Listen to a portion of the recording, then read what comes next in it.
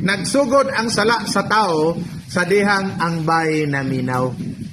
Okay pa unta si Adan ug ang iyang asawa, pero sa dihang naanay third party nga nisulod, then kining babae naminaw, diha nagsugod ang sala sa tao. Ngano kaha nga ang bitin dili man si Adan mo iyang tuyo, or ngano kaha nga dili man ang laki mo iyang gustong ikaistorya?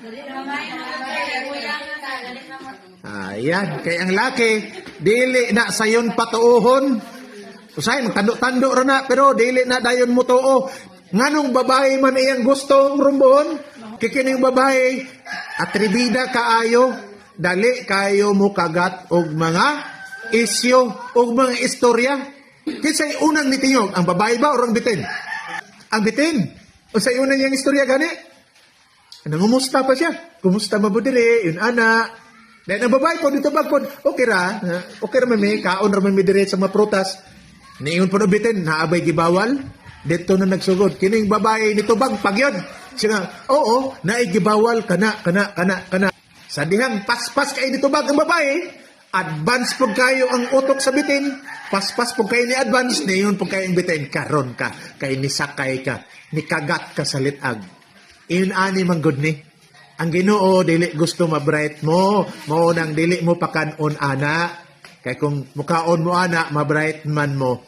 Di na dayon. Kabalo dayon sa babae nga gusto po mabright ning bayi. Ha? Di? Ano di ay? Halalami ra ba pong kanon kay tanang mga prutas sa among gikaon diri lami man. Mikaon kog saging wa man ko na bright. Mikaon ko og star apple wa man po ko na bright. Nikaon kog mangga wa man pod, pero kana ba siya maka-bright din na? Nung sa mapod din Ginoo, nganong dili magyud siya gusto ma-bright ni, magsige na malang jud mig kaon. O di ba pare ninyo nagsige mo kaon, pero dili mo gusto ma-bright? O mo nay bay, mahurot na lang atong pan.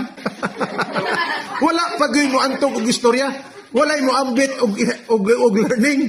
O so si iba atong panahon na gusto siya na ma-bright, so nikaon siya. So pagkaon niya, dili lang kay lami. Lantawar yun yung bayhana. Dili lang siya marites. Iya pag yung gishare ang iyang gikaon. Asa ni gishare? Dito sa iyang bana. Duha man sila kataw. Duha pa man sila ato. Gishare niya sa iyang bana. O iyang bana po. Abi ninyo, ang bana, mao na iyang bana. Sige na po to siyang tintal ni Satanas siguro, pero walay maayong resulta. Sa babae siya. Daghan ang tentasyon guro, pero kining mga lalaki dili diretso ni matintal. Tentasyon nga dali ka madato. Tentasyon nga mangawat kag manok, burok kag